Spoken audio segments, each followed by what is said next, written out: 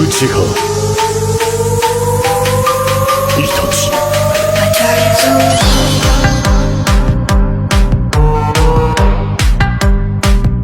久しぶりだな、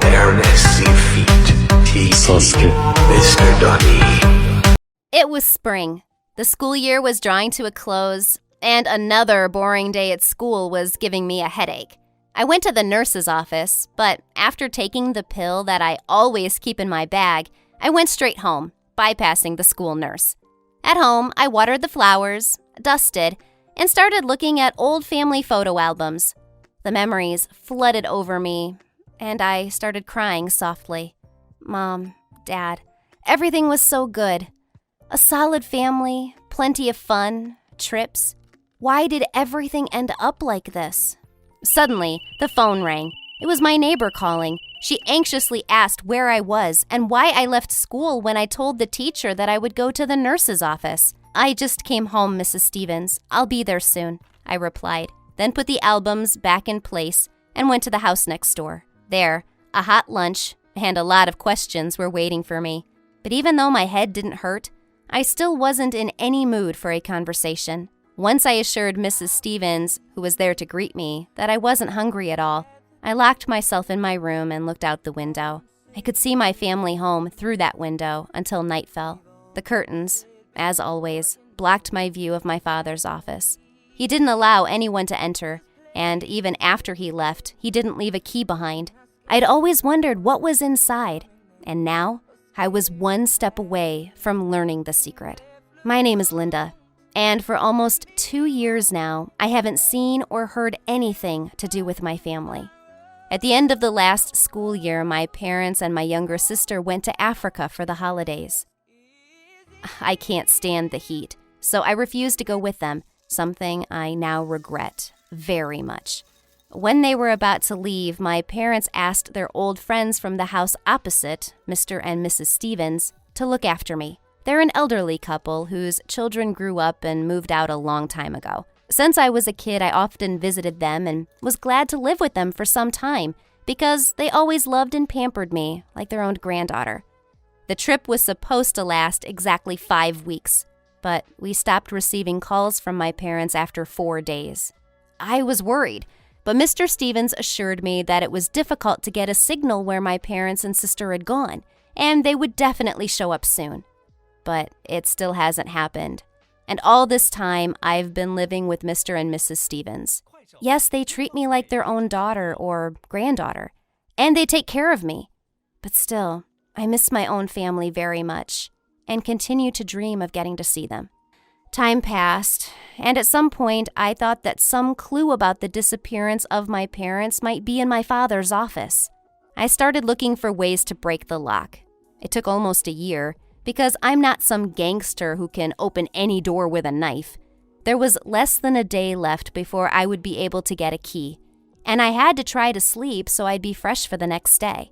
The next morning, instead of going to school, I went to a designated deserted place, and from under a bench, I took out the key I needed. It was hidden there, especially for me. I wasn't sure about trusting any anonymous person from the internet, but this was my only chance. I was very nervous, but I wanted to quickly try to open that door, so I didn't hesitate. Fortunately, it didn't disappoint, and soon I found myself in that room at last. Everything was covered in a thick layer of dust. There were barely comprehensible drawings everywhere, so I decided to focus on my father's computer. Fortunately, there was a piece of paper with a password nearby, but it was encoded using various questions. Only my dad knew the exact answers. I had to work at it, and it took me more than an hour to decipher. On the computer, there were files and formats I didn't recognize.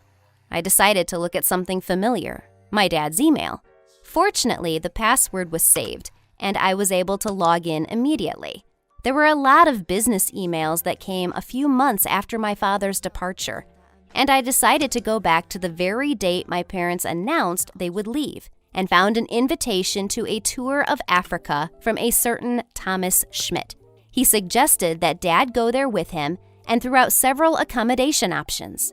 I decided to find out who he was because I had never heard that name from my parents before. With the help of social media, I found out that this Thomas Schmidt was my father's work colleague, and a month after my family's disappearance, he was appointed the director of an oil company where he worked with my father. But why didn't Thomas himself disappear? Why was he actively uploading photos on social media if they agreed to go together? Surely he knew something. I was afraid to go to him directly, and hardly anyone would let a young girl into an oil company office. So I decided to contact my guardians. At first, Mr. and Mrs. Stevens asked me to put all this nonsense out of my head and said that whatever I did, my investigations would lead to nothing. They even said that they refused to help me. But in the end, they still put themselves in my shoes and agreed to help. Mr. Stevens listened to my story about what I learned in my father's office, and then said that he had to tell me something very important. He asked me to try not to freak out and calmly listen to him, and then admitted that my father called him a week after he disappeared and said that they were captured by pirates who demanded a huge ransom. Dad knew he couldn't get that kind of money even if he sold all of our property, so he just asked Mr. Stevens to take care of me and said goodbye. I was shocked and horrified by what I heard. Why didn't anyone tell me about that? Why was the ransom of some engineer in the tens of millions of dollars? It turns out that my parents and sister were in serious danger all this time, and Mr. Stevens did absolutely nothing to help them in any way, and even decided to hide it from me. Oh my God. Fortunately, after a lot of persuading, Mr. Stevens agreed to go to Thomas with me. Thomas was very busy, and the other employees, upon finding out whose daughter I was, immediately became somewhat gloomy and silent. And while we were waiting for Thomas, we still managed to find someone who was ready to talk. One of the employees of the company said in confidence that he could tell us something very important, which perhaps would help us find out the secret of my family's disappearance.